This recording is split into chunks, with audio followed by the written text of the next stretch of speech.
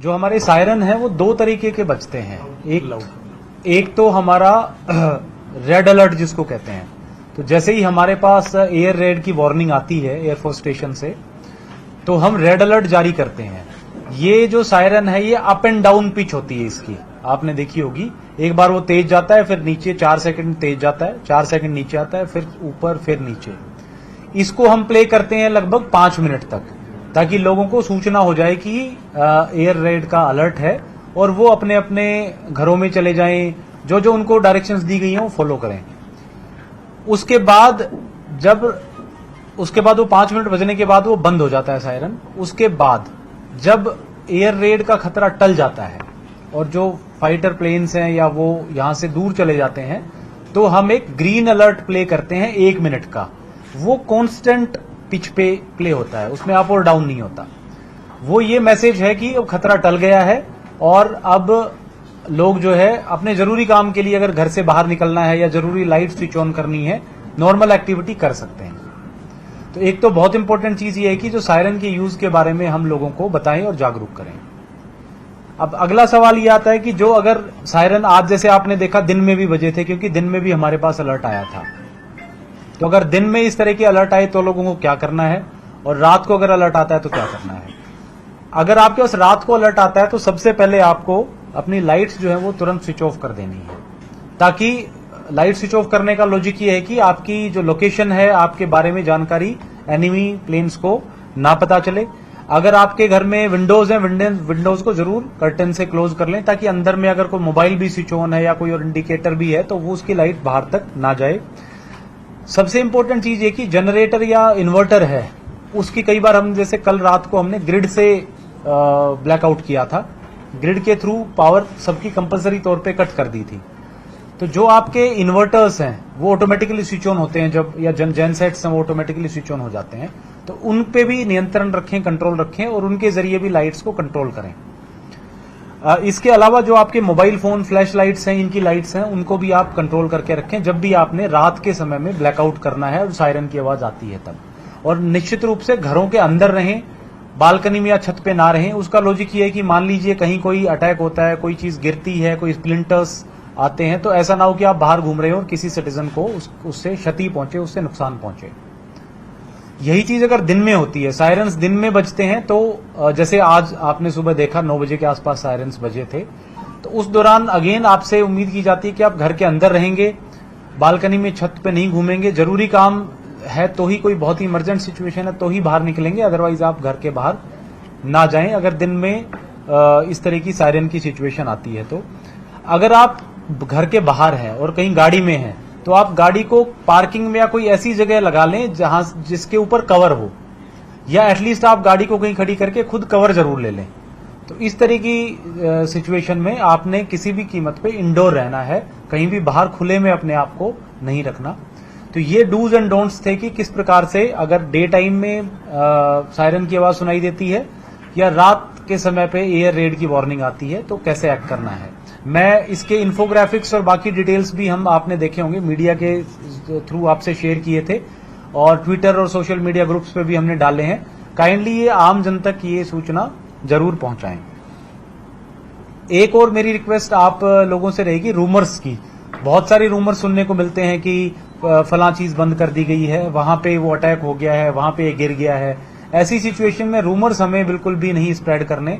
हमारे जो official press release जाती है या ऑफिशियल हमारे सोशल मीडिया ग्रुप्स हैं, उनके जरिए जो सूचना जाती है उस पे ही बिलीव करें और उसी को आगे फॉरवर्ड करें। रूमर्स को हमें आगे फॉरवर्ड भी नहीं करना नेसेसरी, तो ऑफिशियल प्रेस नोट पे ही आपने ट्रस्ट करना है। कल की जो हमारी एक्सरसाइज हुई या परसों की इवन जो हमारी ड्रिल थी, मॉक ड्रिल थी, उससे हमें कुछ लर्निंग्स हुई हैं, कई चीजें सीखी, पर्टिकुलरली ब्लैकआउट के बारे में। जैसे हमने देखा कि जो सोलर लाइट्स हैं जो इल्यूमिनेट होती हैं, वो उनको स्विच ऑफ करना बड़ा मुश्किल है, क्योंकि कई लाइट्स में ऐसे में स्विचेज नहीं होती। तो उसके लिए हमने आज टीम्स बना करके डिप्लॉय की हैं और हमारी कोशिश है कि आज शाम तक हम ऐसी सारी लाइट्स डिसेबल कर दें। फिर भी मैं आपके जरिए आरडब्ल्यूएस के पास या मार्केट एसोसिएशन के पास ये मैसेज पहुंचाना चाहूंगा कि वो अपने अपने एरिया की जिम्मेदारी लें। अगर किसी पार्क में, अगर किसी सड़क पे, अगर किसी कॉमन एरिया में ऐसी सोलर लाइट्स इंस्टॉल्ड हैं, तो वो खुद जाकर के उनको डिसेबल करें फॉर द टाइम बिंग। जब सिचुएशन नॉर्मल होगी तो उनका कनेक्शन वो दोबारा कनेक्ट करवा सकते हैं। तो ये काइंडली इस पे हमें काम करने की जरूरत है। सिमिलरली जो नाइट विजन कैमरा है उनमें भी बहुत बारी जब अंधेरा होता है तो ऑटोमेटिकली उनसे इल्यूमिनेशन होता है, उनसे लाइट जलती है, तो वो भी हमें बंद करने की आवश्यकता है। कई सारे मार्केट एरियाज में हमने देखा कि जो होर्डिंग्स है मार्केट्स की, जो सेल्फ इल्यूमिनेटेड है या पीछे किसी के बल्ब लगा हुआ है, वो भी जली हुई पाई जाती हैं। तो जो हमारे दुकानदार साथी हैं, जो होटल्स, रेस्टोरेंट, बार, इंडस्ट्रीज में लोग हैं, उनसे मैं रिक्वेस्ट करूंगा आपके जरिए कि वो इस पे भी ध्यान दें और इसकी भी कोई व्यवस्था निकालें, ताकि जब भी हमें ब्लैकआउट करना हो तो तुरंत पूर्णतया ब्लैकआउट हो। ब्लिंकर्स जो है वो हमने डिसेबल कर दिए हैं अगेन, तो अब आप देखेंगे कि सड़कों पे मोस्टली ब्लिंकर्स कहीं भी नहीं जलते हुए दिखाई देंगे। एक कंसर्न जो आप लोगों के जरिए हमारे पास पहुंचा था कि कुछ एरियाज में सायरन की आवाज जो है वो बहुत या तो धीमी सुनाई देती है, सुनाई नहीं देती है।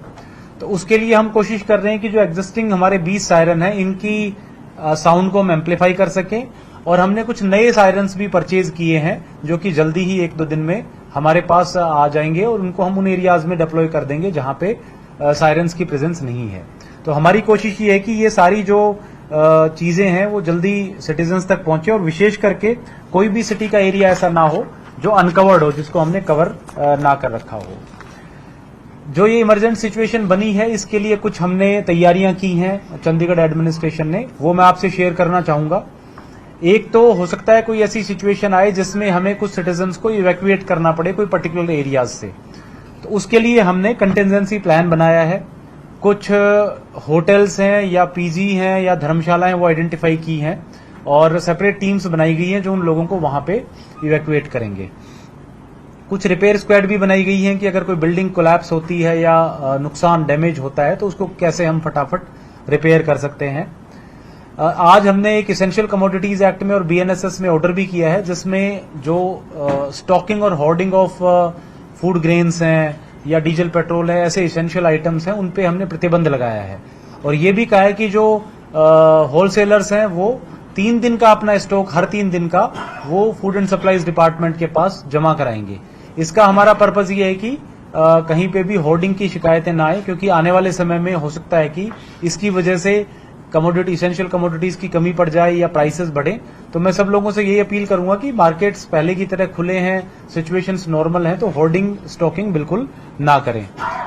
हमारे यहाँ पे काफी सारे वाइटल इंस्टॉलेशंस हैं, चाहे वो पावर स्टेशंस हों, चाहे ड्रिंकिंग वाटर के लिए वाटर स्टेशंस हों, उन सब की सिक्योरिटी हमने बढ़ा दी है ताकि वहां पे किसी प्रकार की कोई अनहोनी घटना बिल्कुल ना हो। जो हमारे यूटी एडमिनिस्ट्रेशन के अधिकारी थे और कर्मचारी थे, विशेष करके जो इमरजेंसी ड्यूटीज में लगे थे, हमने उनको कहा है कि छुट्टियों के दिन भी वो काम करेंगे और 24 घंटे अवेलेबल रहेंगे, ताकि उनकी सुविधाएं जब हमें जरूरत पड़े तब हम ले सकें। आप सब लोगों को मालूम ही है स्कूल्स के बारे में कि कल हमने रात को कॉल ले लिया था कि 2 दिन के लिए, आज के लिए यानी फ्राइडे और सैटरडे दोनों दिन स्कूल्स बंद रहेंगे, आंगनवाड़ी सेंटर्स भी हमारे बंद रहेंगे। आगे मंडे के बाद स्कूल्स का क्या होगा उसका फर्दर जैसी संडे या मंडे को सिचुएशन बनेगी उसके बाद उसका फैसला लेंगे। सर इंस्टीट्यूट को लेकर कोई गाइडलाइंस? कोचिंग इंस्टीट्यूट्स भी जो 12th तक के बच्चों को केटर करते हैं वो सारे बंद रहेंगे। कॉलेजेस के बारे में हमने अभी डिसीजन नहीं लिया है, उस पर हम अभी उस पर थिंकिंग भी कर रहे हैं, आगे वर्क भी कर रहे हैं, क्योंकि कई जगह पे अभी एग्जाम्स भी चल रहे हैं, कई अलग अलग तरह की कॉम्प्लिकेशंस है। बट 12वीं तक के सीनियर सेकेंडरी लेवल तक के जो स्कूल्स हैं और कोचिंग इंस्टीट्यूट्स हैं वो सारे बंद रहेंगे। इसके अलावा चूंकि कई बारी ब्लैकआउट को ऑब्जर्व करने में हमें परेशानी होती है, अगर मार्केट एरियाज हैं या होटल्स, रेस्टोरेंट, बार हैं ये ओपन रखे जाएं, तो सिर्फ आज के लिए हम ये कॉल ले रहे हैं कि शाम को 7 बजे बाद सारे मार्केट एरियाज बंद कर दिए जाएंगे। तो आपके जरिए मैं सब लोगों से पहुंचाऊंगा और ऑर्डर्स भी हम आपके साथ शेयर कर लेंगे कि सिर्फ आज फ्राइडे 9 मई के लिए जितने भी हमारे मार्केट एरियाज हैं वो बंद रहेंगे, चाहे उसमें हमारी मार्केट शॉप्स हैं, होटल्स हैं, बार्स हैं, रेस्टोरेंट हैं। होटल्स में नेचुरली दे कैन अपने गेस्ट्स को जरूर रखें। होटल्स में कुछ इस तरह की रूमर्स भी आ रही थी कि कहीं वैकेट कराया जा रहा है, उस तरह की रूमर्स बिल्कुल ना फैलाएं, बट वो ब्लैकआउट का पालन जरूर करें। अदरवाइज मार्केट एरियाज, बार, रेस्टोरेंट ये सब आज के लिए सिर्फ 7 बजे के बाद ये बंद हो जाएंगे। सिर्फ बार और रेस्टोरेंट ही होंगे साथ में? And other market area, shops, जो जितने भी कमर्शियल शॉप्स हैं, किराना की शॉप्स हैं, सब्जियों की शॉप्स हैं, जो भी शॉप्स हैं जो इमरजेंसी नहीं है, जैसे मेडिकल शॉप्स हैं of course they will remain operational, but उसके अलावा जो नॉन इमरजेंसी शॉप्स हैं जितने भी मार्केट एरियाज हैं वो 7 बजे आज के लिए हम उनको बंद करने का हमने फैसला लिया और है। जो बड़े मॉल्स हैं चंडीगढ़ में, बिल्कुल वो भी लागू होते सर हैं। एक और क्वेश्चन है, जो हॉस्पिटल्स हैं या फिर जो हमें ब्लैकआउट के टाइम चीजें करनी है वो भी आप मैं आपसे रिक्वेस्ट करूंगा कि एक बार जब हम ब्रीफिंग कंप्लीट कर लें उसके बाद एक एक करके आपकी क्वेरीज ले लेंगे। आज आपने देखा होगा कि ब्लड डोनेशन के लिए भी हमने ऑनरेबल गवर्नर साहब ने कैंप्स अटेंड किए और हमने काफी वॉलंटियर्स ने ब्लड डोनेट किया है। मैं आगे भी हम इस तरह के कैंप्स लगाते रहेंगे, तो मेरी आप सबसे रिक्वेस्ट रहेगी कि वो जितने लोगों तक ये बात पहुंचा सकें, जो भी लोग वॉलंटरी अपनी तरफ से कंट्रीब्यूट करना चाहते हैं वो शरीक हों। आपने इस पूरी डिजास्टर में देखा होगा कि सिविल डिफेंस का रोल बहुत महत्वपूर्ण है और मेरे पास भी काफी सारे लोगों से इस तरह की एप्लीकेशंस और रिक्वेस्ट आई हैं कि वो सिविल डिफेंस के जरिए जुड़ करके और इस पूरी एक्टिविटी में अपना कंट्रीब्यूशन देना चाहते हैं। तो उसके लिए हम कल 11 बजे एक कैंप लगा रहे हैं टैगोर थिएटर में। जो भी लोग सिविल डिफेंस में एनरोल होना चाहते हैं उनके लिए ट्रेनिंग कैंप है 3 घंटे का, वो वहां पे आए, अपनी एनरोलमेंट करें, उनको हम 3 घंटे की ट्रेनिंग देंगे और उनको सब्सिक्वेंटली फिर ड्यूटीज दी जाएंगी कि उनको किन किन एरियाज में कहां पे काम करना है।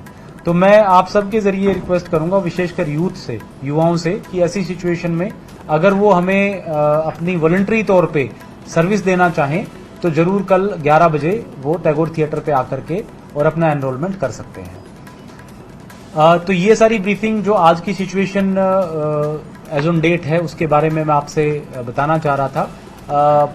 क्योंकि एयर रेड वार्निंग स्पेसिफिकली बहुत अर्जेंट बेसिस पे आती है, तो मैं आप सबसे रिक्वेस्ट करूंगा कि जो हमारे ऑफिशियल मीडिया के ग्रुप्स हैं या ट्विटर हैंडलर्स हैं, बाकी और चैनल्स हैं, उन पे काइंडली एक्टिव रहें और उसमें इंफॉर्मेशन देखते रहें कि क्या जारी की जा रही है। कई बार ये हो सकता है कि विदिन 5 मिनट्स, विदिन 10 मिनट्स हमें ब्लैकआउट अनाउंस करना है, तो उस सिचुएशन में आप अगर बहुत ज्यादा एक्टिवली अगर उन ग्रुप्स को फॉलो कर रहे होंगे तो इन्फॉर्मेशन को सही समय पे आगे पहुंचा पाएंगे। ये मेरा आपसे कोई जो सोशल मीडिया हैंडल्स है उस पर कोई रूमर्स या किसी तरह की कोई गलत जो प्रचार है चल रहा है उसको लेकर भी तो जो प्रशासन हमारे जी बिल्कुल इस तरह के अगर कोई रूमर्स फैलाते हैं तो उस पर डेफिनेटली हम एक्शन लेंगे। चंडीगढ़ एडमिनिस्ट्रेशन का, डीसी चंडीगढ़ का, एसएसपी चंडीगढ़ का, जो हमारे ट्विटर हैंडलर्स हैं, आप रेगुलरली देखेंगे कि उन पे हम पोस्ट करते रहते हैं। इसके अलावा हमारे डीपीआर के जरिए मीडिया ग्रुप्स में भी time and again press notes और डिटेल्स डाली जाती हैं। तो और उसका कंप्लायंस भी हमने देखा पीछे 2-3 दिनों में बहुत अच्छा रहा है। तो मेरा आप सबसे अपील रहेगा कि उन्हीं को आप जेन्युइन ऑथेंटिकेटेड मान करके आगे परस्यू लोगों को भी अवेयरनेस नहीं है, बहुत कम है। आज भी जैसे सायरन बजा, लोगों को पता ही नहीं था, सुना नहीं, कईयों को सुना भी तो उनको पता नहीं चला कि क्या हुआ। तो अवेयरनेस के लिए क्या कर रहे हैं आप, क्योंकि लोगों को बिल्कुल अवेयर नहीं। तो इसमें जैसे ही हमारे पास एयर रेड की कोई वार्निंग आती है, तो जैसे मैंने कहा हमारे पास 2-3 चैनल्स हैं लोगों को कम्युनिकेट करने के। एक तो हमारे सायरन्स हैं, जैसे मैंने बताया, जिनको हम फर्दर बढ़ा रहे हैं, इनकी कैपेसिटी इंक्रीज कर रहे हैं। दूसरा, जो हमारे मेजर राउंड अबाउट्स हैं वहां पे भी स्पीकर्स लगे हैं, तो उन पे भी हम जो सायरन है वो चलाते हैं और वहां से भी आवाज आती है। तीसरा, जो हमारी पीसीआर्स हैं, पुलिस व्हीकल्स हैं, वो भी अपने साउंड के जरिए लोगों को जागरूक करते हैं। तो ये हमारी, और उसके अलावा मीडिया ग्रुप्स के थ्रू तो हम लोगों को पहुंचाते ही हैं। तो ये सारे मेथड्स हैं। इसके अलावा भी अगर कोई और तरीका निकले जिससे हम लोगों तक पहुंच सके तो हमारी पूरी कोशिश है।